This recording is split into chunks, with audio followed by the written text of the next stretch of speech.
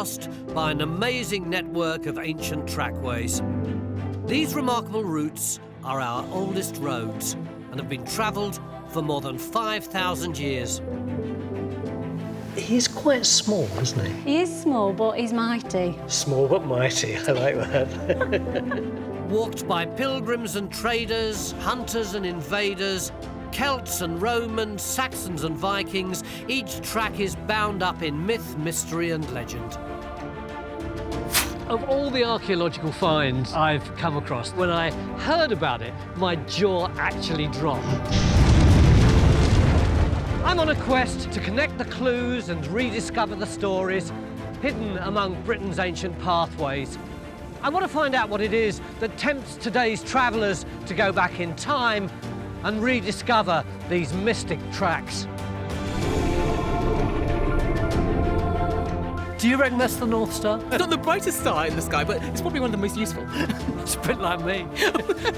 Smell a leather, you can still smell it. 1900-year-old leather, isn't that absolutely amazing? This week, I'm trekking the ancient earthwork frontier that straddles the border between England and Wales, Offa's Dyke. Inspired by legends that transcend time itself, my walk along this remarkable route will reveal a mythical monarch, romantic scribes, and a fearsome dragon. These are the paths our ancestors once followed, the ancient tracks that we in Britain can still walk today.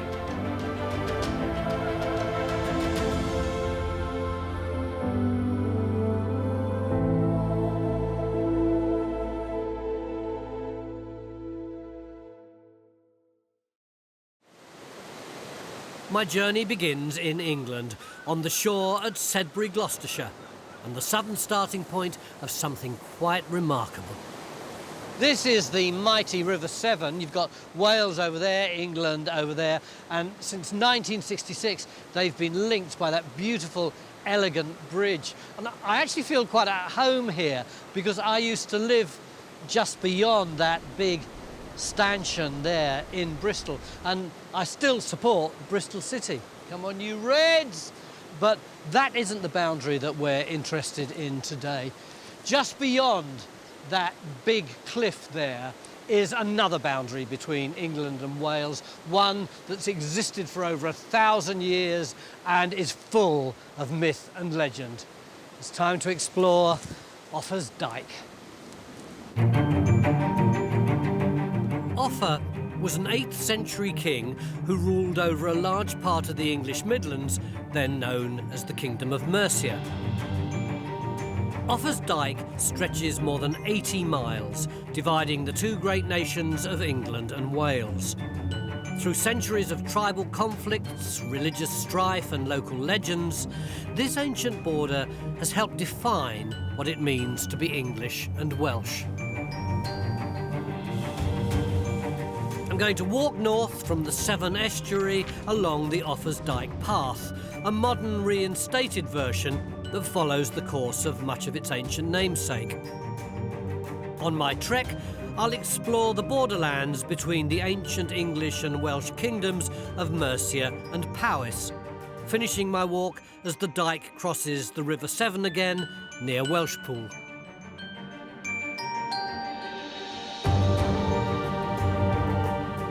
Along the way, I'll walk in the wake of romantic poet William Wordsworth, explore the subterranean resting place of King Arthur, confront Wales's fearsome mythical emblem, and ponder the priceless gold coin issued by King Offa in praise of Allah.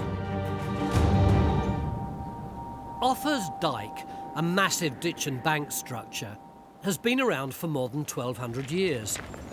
The earliest records of this formidable frontier come as early as the 9th century, when the Welsh monk Asa wrote, "There was in Mercia in fairly recent time a certain vigorous king called Offa, who had a great dyke built between Wales and Mercia from sea to sea."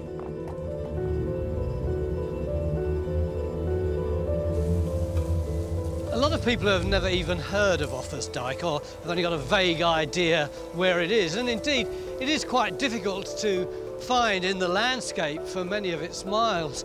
Although, when you climb up on a bit like this and get to the top, you are at the top of one of the most important monuments in Britain. This took hundreds of man-hours, thousands of people in order to make it. In fact, it's such a great piece of ancient engineering that a lot of people compare it with the building of the pyramids.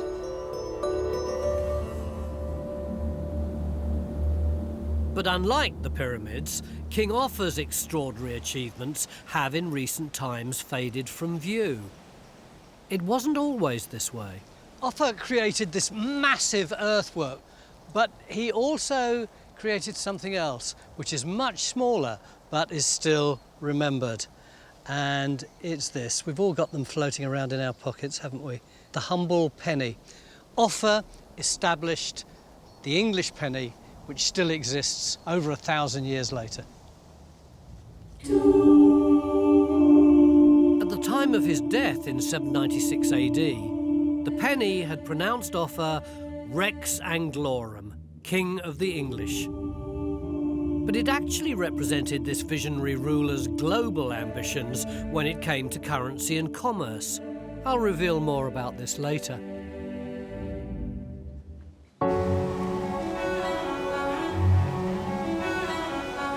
Few written records were kept of the Dyke's build, though inevitably legends have flourished. And the path over time has become an inspiration for an illustrious roll call of authors and artists, before me that is, who have walked its route.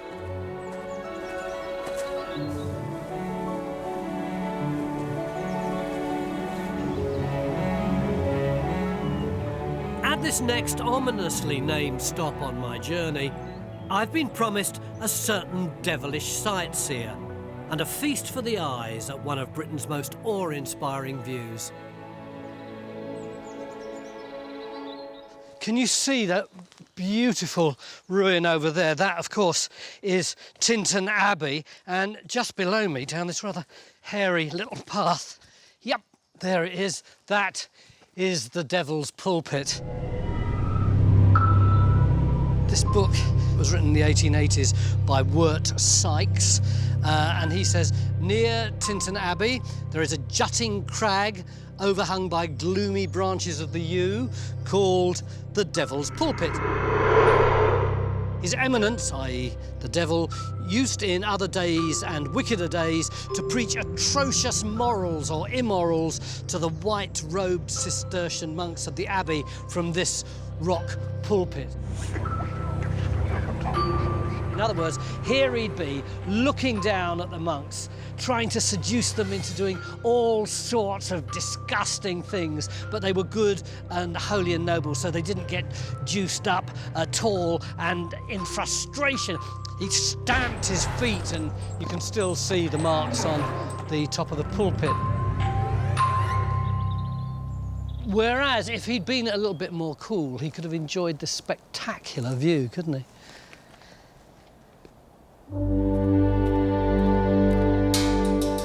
For the rather more serious-minded William Wordsworth, the magnificent Tintern and the epic walking tour that would lead him there were inspirations for his poetry.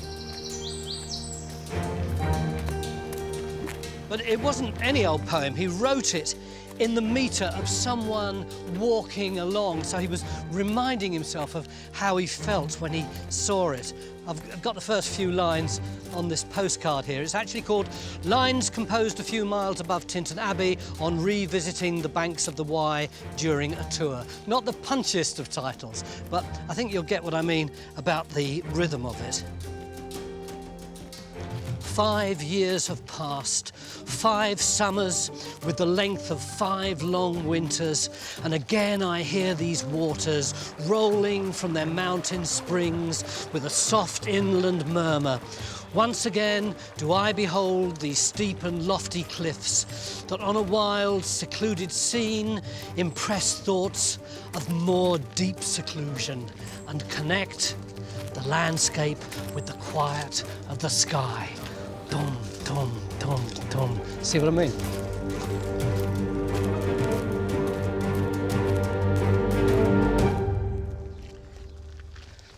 I wonder if I like the Tintern Abbey poem so much because I'm an actor and the words in it are so muscular.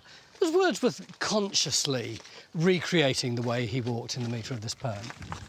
Yes, because he wasn't a person who sat down at his desk and wrote. This poem was written a few miles above Tintern, so very specifically, and the dates prove that, so we know that he was composing as he went along.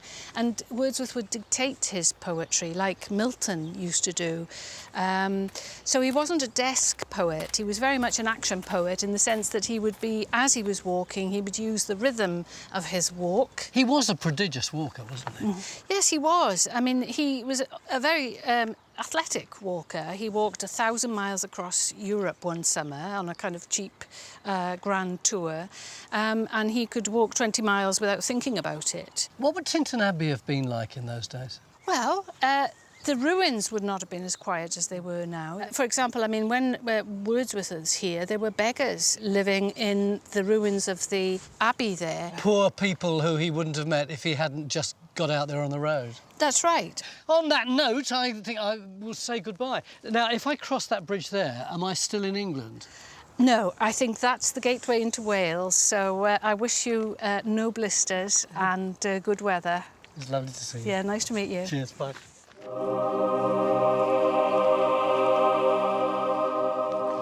As I cross the border and take my first steps into Wales, I'm hungry for a close-up experience of this glorious vision of Gothic architecture. The quite stunning Tintern Abbey was founded in 1131 and nestles in a valley surrounded by misty green mountains. Its dramatic ruins never fail to provide travellers with an unforgettable spectacle.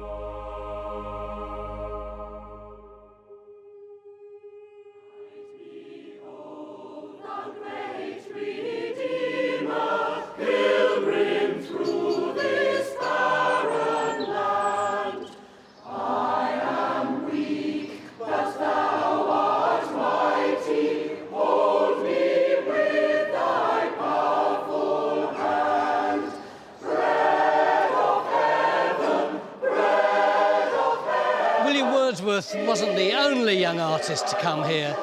Turner painted it, and in the early 18th century, a host of artistic young people flocked here when it was rediscovered as a sort of wild and magnificent cultural icon.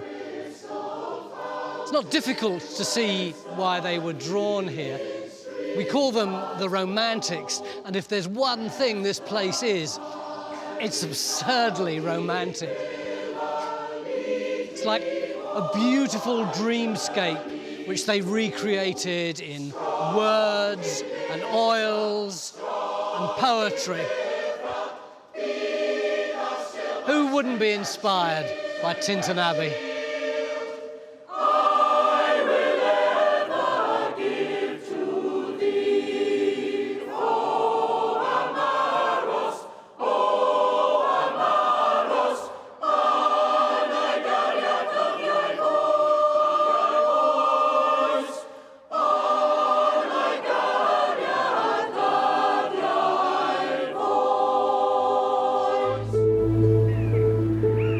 Dyke is Britain's longest ancient monument, and even after 1,200 years is still walked by today's travellers wanting to explore the rich history of this ancient border between England and Wales. I'm now following the track back across the river and back into England. This is the Doward in Herefordshire, a limestone hill around which the River Wye has carved a steep-sided gorge. I'm in search of yet another regal legend, but this time it's King Arthur, not Offa, I seek. Sometime around the end of the 17th century, there was a poor elderly woman who lived near here, and she'd lost her goat, and eventually she came to a woodcutter's camp which was here. She asked the woodcutters if they'd seen her goat, and they said, well, we're not quite sure, but there is a cave just here, and we think we might have heard a bit of bleating from inside it. And in those days, it was really closed up. And she said, well, I can't see anything. Can you hack a bit of the cave down? So they did. But what they did find was a gigantic skeleton of a man about 12 foot long. And I don't know whether or not they managed to find the goat, but they carried the skeleton out and it became the talk of the local area, and I would love to be able to show it to you, but I can't, because they eventually took it down to Bristol, gave it to a chap called Mr. Pye, who was just about to go off on his ship to the West Indies, and stupidly he took the skeleton with him, and the ship foundered and the skeleton was lost. So there is no tangible evidence, but everybody around here believes that skeleton did exist, and it was the skeleton of King Arthur. Now, whether or not it really was, I have no idea, but I'm not on my own today. I've got a friend with me, Sarah Peverley. Sarah, hello. Do you reckon those bones could have been the bones of King Arthur? It would be amazing to think that they were, wouldn't it? It would be absolutely wonderful, because there's so many connections in this area with the Arthurian myth. You can almost tangibly sense Arthur here, can't you? Yeah, you can. I mean, the Arthurian myth has a pull on our islands generally. It crops up, it gets rewritten lots and lots of times in moments of crises. So whenever there's a big conflict in the country, the Arthurian myth flourishes again. It's a way of reminding people that unification is important.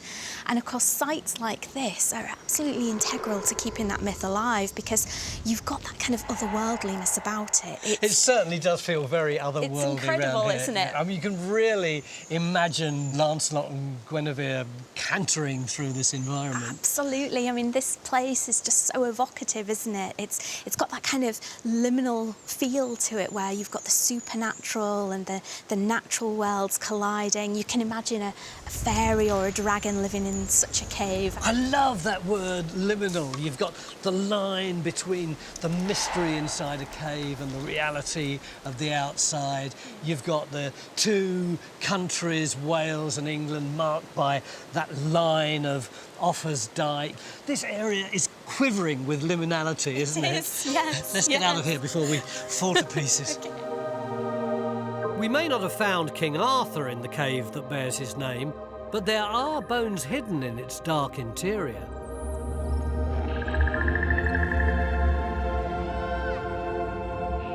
Stone Age people used these caves as shelter, and flints used by hunters can be dated to more than 10,000 years ago. It's these remnants of fantastic ancient beasts, such as mammoths, woolly rhino, the jawbone of a wolf, and these extraordinary hyena's teeth, that really fire the imagination. But I want to know if there's any scientific evidence to back up claims of King Arthur's existence. I have a feeling that news of some archaeological discoveries in a cave up ahead may give me some answers.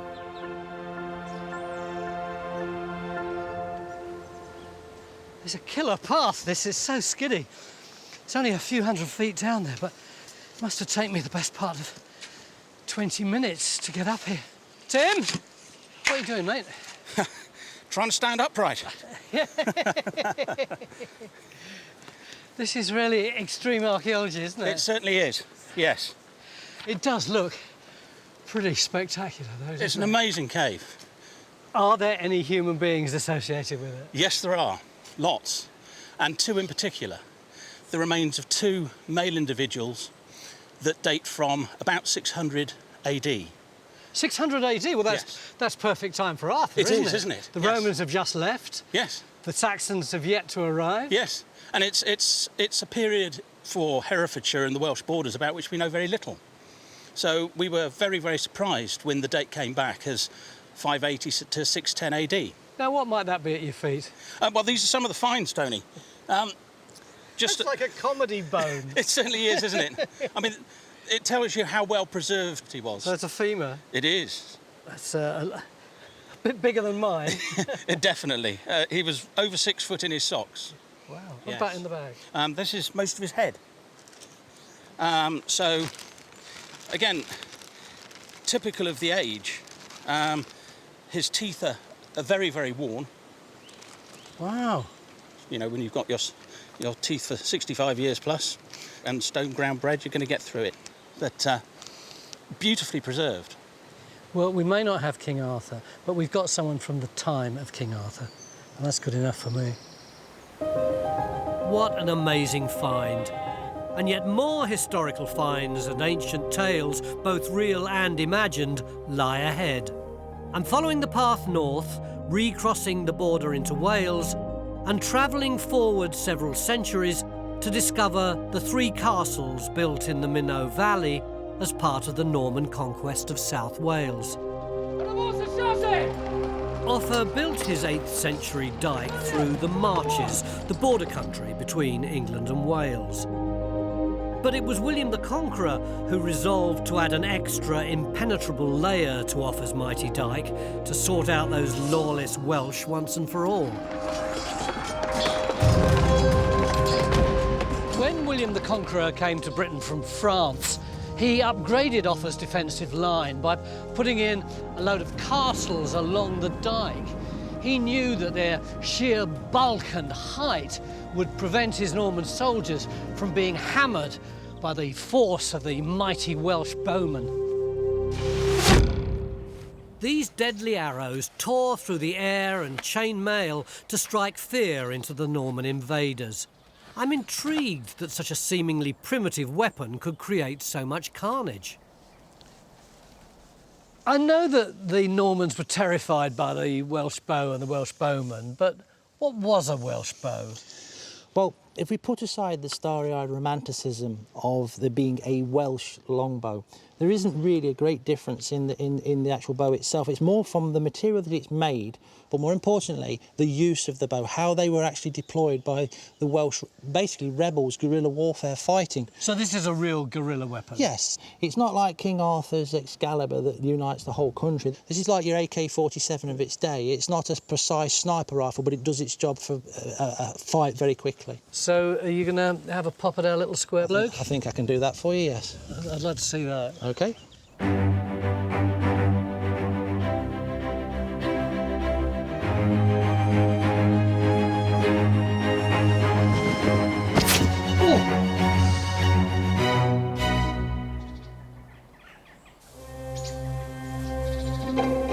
The bows, the battlements and the skirmishes along this border were indeed unrelenting in those lawless times. Walking Offa's Dyke today offers a sort of no man's land, a chance to meditate about ancient warring nations and the nature of borders.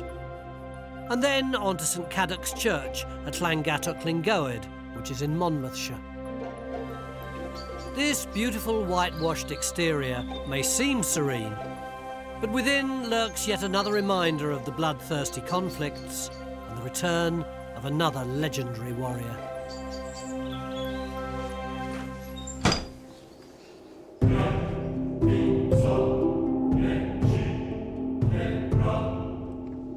So all that white on the outside seems pretty authentic, but inside it would have been a completely different kettle of fish. You see this fresco, which was discovered fairly recently, all those reds and oranges. I think in here it would have been a riot of colour. Now, that is St George. You see his helmet and see the plume coming out of it, which is called a panache, which I think is pretty appropriate. And he is treading, you can just about make it out, I think, on the red dragon.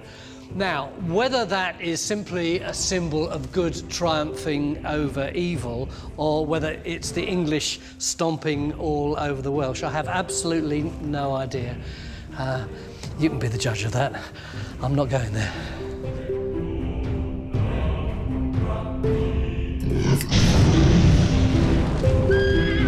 This is a hugely symbolic picture in so many ways. It may be faded and parts of it lost, but it's still extremely impressive and elaborate. There's no denying how iconic the dragon is for Wales as an antagonist to England. Offa's Dyke really is a place potent in myth and legend where these national identities unfold. A frontier for the imagination captured in folklore and verse. And further along Offa's Dyke, literary giants, international artists and a fantastic forest will proclaim the enigmatic beauty of this enchanted land.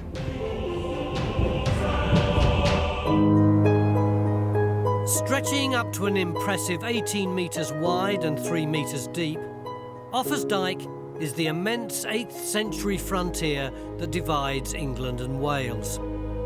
As I walk the path that follows much of its course, legendary and literary heroes weave stories that collectively define the relationship between these two proud nations. And no place better celebrates this storytelling tradition than my next stop. I've reached Hay Bluff, a prominent hill at the northern tip of the Black Mountains which straddles the border between England and southeast Wales. I'm just coming down off Hay Bluff, which is the highest point on the Offa's Dyke path.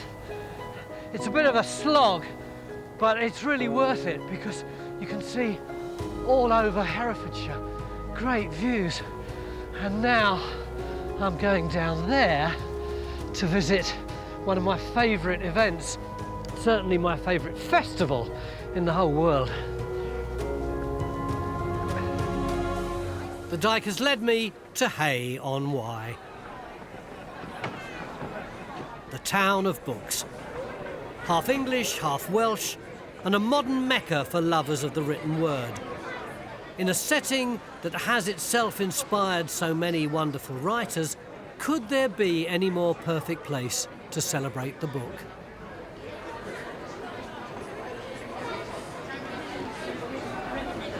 This has got to be the biggest, the most influential, the best organised literary festival in the whole world. I've been coming here every year for years, sometimes just as a punter, sometimes to speak or perform. But I always find it quite intoxicating. In every tent there's a philosopher, a political thinker, a writer. It's an assertion of ideas, of discourse, of talking, of freedom and hope, really. Just as each step builds a journey, each word comes together to create a story. And there's one particular travel writer who held the spirit of this land close to his heart, no matter where he roamed. I'm on a mission. Hay is all about bookshops. This one's wonderful. It's like a bookshop of your dreams. And I'm looking for travel writers. Here's travel writers along here. A, B, C. Yes, there we go. Oh, of course, would be right up high, wouldn't it? Bruce Chatwin. One of our greatest travel writers. English, but inspired by the history and heritage of Wales. Bruce Chatwin's award-winning 1982 novel On the Black Hill told the story of twin brothers living in a bleak Welsh farmhouse straddling the English-Welsh border. And Chatwin's insatiable wanderlust inspired much of his writings. He once said, man's real house isn't his home, it's the road. And life itself is a journey to be walked on foot. I couldn't agree more.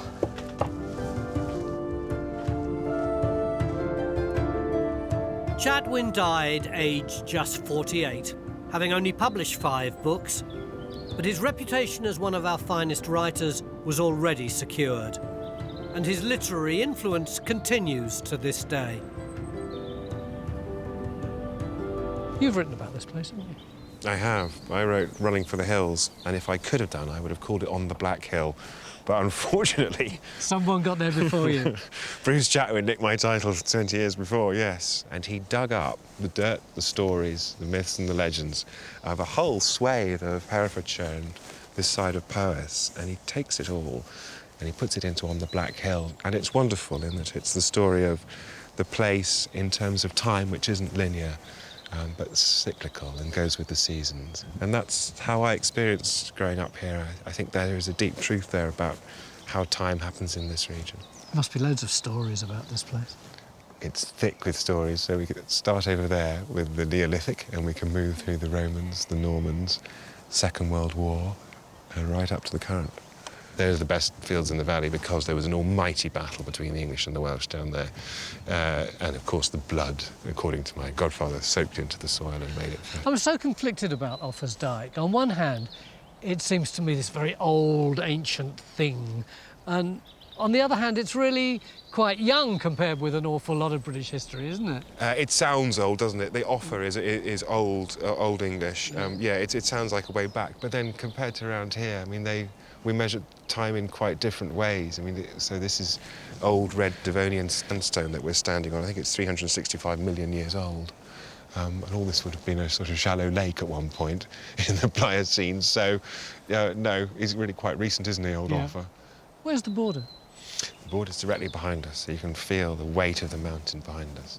But the border here is partly a function of geography and partly a function of the mind. There's always something odd about borderlands, isn't there? It is. It's like the edge of an island, really. It's a shore between two cultures.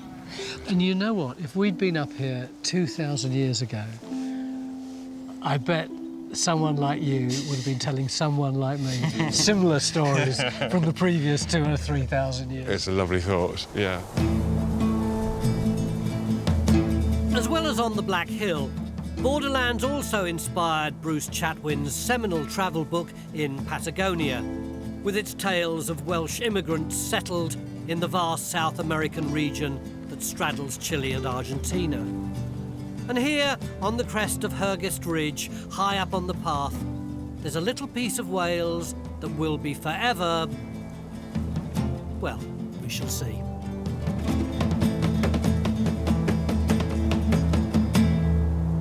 This is typical borders country, isn't it? Really brisk wind blowing. Got these fantastic views as far as the eye can see. Nothing at all growing but bracken. Well, not quite nothing, actually, because look at this. You've got this absurd clump of monkey puzzle trees. Why? Well, apparently about half a century ago, there was a local gardener who realised that the winter temperature around here is very similar to the winter temperature in Argentina, which is where the monkey puzzle trees grow naturally. So he planted them and they've certainly flourished.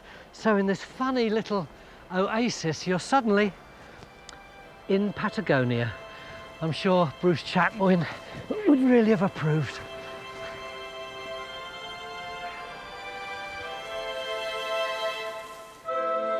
Leaving this puzzling patch of forest behind, I'm in search of a section of the Dyke regarded by many as the finest on the route, both for views of the Dyke and the surrounding spectacular landscape that leads to Llanfair Hill. But before I get there, I'm stopped in my tracks by a beautiful oasis. A riot of colour on an otherwise verdant landscape. And the woman behind this stunning floral scene connects yet another distant land with Offa's Dyke. This gorgeous little cottage. Hello? Oh, hello. Hello. Hi. Well, it's fantastic. How long have you lived here? 30 years. Wow. Did you create this garden yourself? Yes, yes, I did, with my family. Staggeringly beautiful. Thank you. It's a bit wild. Oh, the two things I can see are the dazzle of colour and the big open sky. Wonderful open skies. And I always say I live here because the earth meets the sky without interruption. That's absolutely true. Were you born in England? No, I was actually born in Uganda, and I was a Ugandan refugee when I was a child. So my family were kicked out of Uganda, Yeah. and then I grew up in West London, Southall. Southall, a Southall girl. But I couldn't wait to get back to somewhere that was rural because Sure. we'd come from rural Africa, Yeah. Entebbe, by the lake. And so I just longed to go somewhere that reminded me of home and was home. Sure. One of many. Tell me where Lanford Hill is. How do I get there? Down this track Yeah. and down the hill. That's great. Hope you didn't mind me popping in. No, it's fantastic. It's a bit unexpected, that. See you. Thank you, bye. From Uganda via London to Offa's Dyke, Tahira has certainly come a long way to find her perfect home. But the beautiful familiarity of the landscape belies the ambition of the man who gave the dyke its name. King Offa had a vision, a desire to reach into the Arab world and establish an alliance far beyond the borders of Britain. Offa's Dyke is a spectacular ancient earthwork that splits the nations of England and Wales. Many believe it's a defensive structure, others a show of strength made by the king behind its name. While the 8th century King Offa led the English kingdom of Mercia through a golden age, this progressive ruler had ambitions to spread his Midas touch much further afield. Because we've got virtually nothing written down, precisely who Offa was and what he did remain a bit of a shadow. But we do have two tangible pieces of evidence. His dyke and a coin. Not the cute little penny which I showed you at the beginning of the programme, but an extraordinary gold one, which is lodged at the British Museum. The gold coin of Offa is a very significant object in the history of ancient Britain. The coin's design at first glance resembles the gold dinar, but it is in fact not of Arabic origin. It was actually engraved, struck and issued in England by King Offa. I'm enthralled about how this incredible centuries-old link with the Arabic world came about. You know, of all the archaeological finds that I've handled over the years, this is one of the 2 or 3 that when I saw about it, my jaw absolutely dropped. Really, I just think it's amazing. And then what's written around the outside? It says Muhammad Rasulullah, which basically means Muhammad is the prophet of God. That is so extraordinary. 8th century, Yep. and you've got this Mercian king, king of a third of England or whatever, and he's got round his name on a coin that he's produced, Muhammad is the prophet of God. Yeah. Was he a convert to Islam? There's a theory that happed, but I think it's baseless, really. What do you think? If you wanted to trade with a civilization that controlled around, the land around the Mediterranean, Yeah. you wouldn't need to use a gold coin. So he thought, well, they use dinars, possibly I can use one too. So as far as Offa was concerned, looking across the English Channel, the Muslim Empire would have been massive, wouldn't it? Well, you're talking from Portugal and Spain, south of France, all the way across the top of Africa, Middle East as we know it, Central Asia, all the way across to Pakistan. That's huge. Isn't it wonderful that you've got this tiny little window into Offa's life? Here we are standing on the Dyke, and we now know that Offa recognised that the Muslim Empire was out there, and for some reason, maybe a bit diplomatic, he acknowledged it by writing about it on the outside of one of his coins. Exactly. I think it's been lost in time. It's a tragedy that we don't know our past and our European history, really. Now, in the 21st century, we still think Muslims and Islam is new. But 1,200 years ago, it was there, at the doorstep, really, and inside Europe. Right here, on this Dyke, they were aware of it. That's right. Amazing.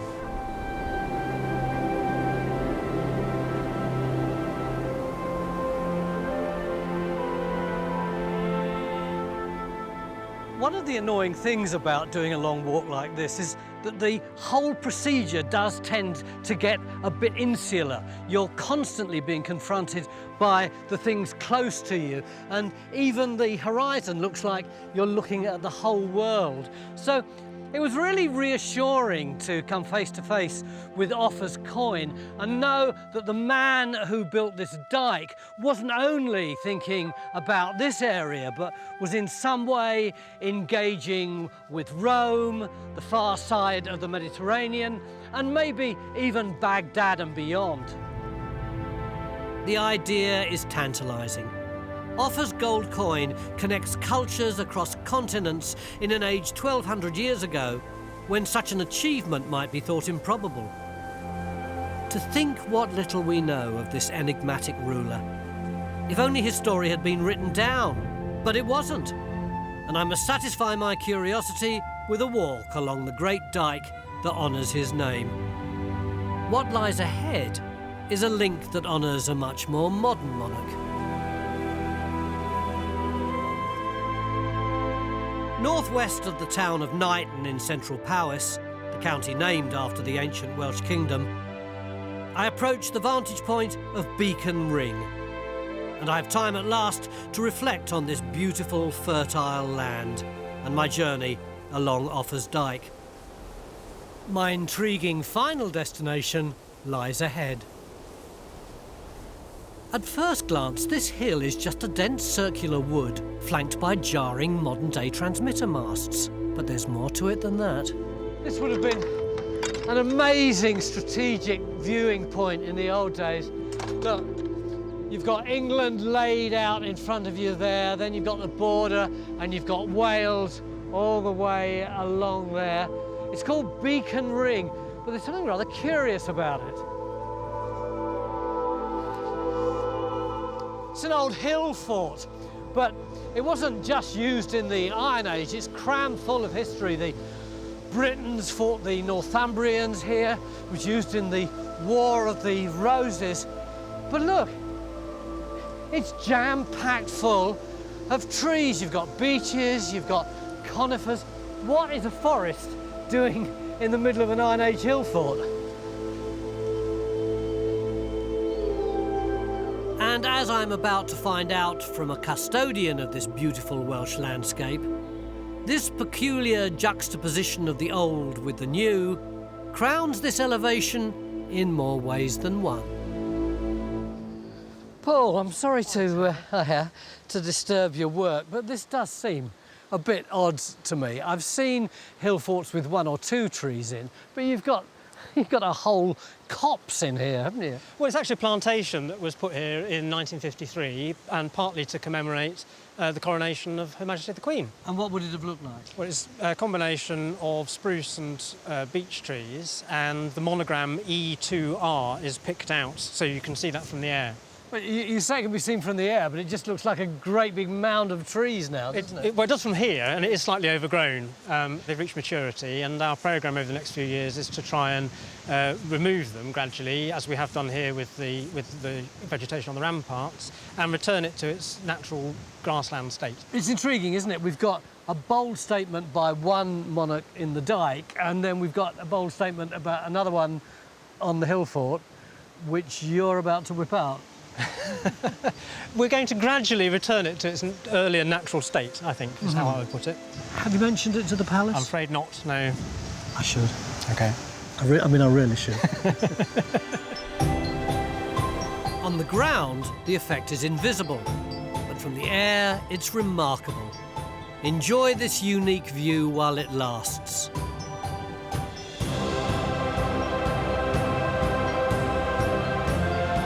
Trees spell out E2R for Elizabeth Regina.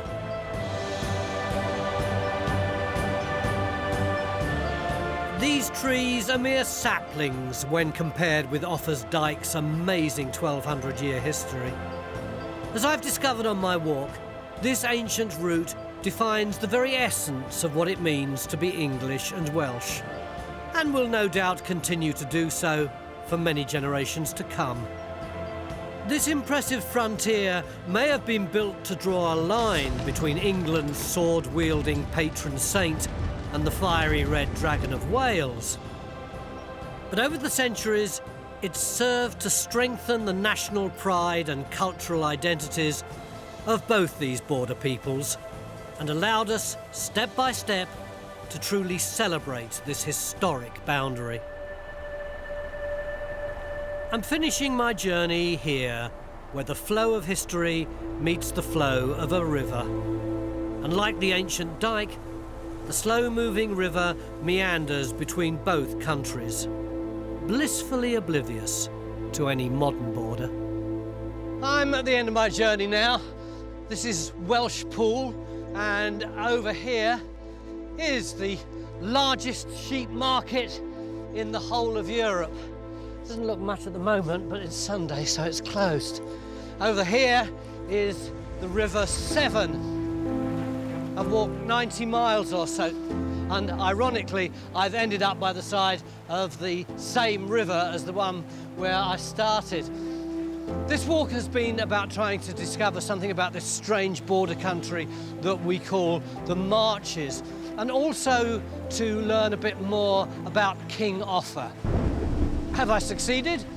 Well, as Winston Churchill once said, in studying Offa, we're rather like a geologist who, instead of finding a fossil, finds only a hollow shape in which a creature of unusual strength and size undoubtedly resided.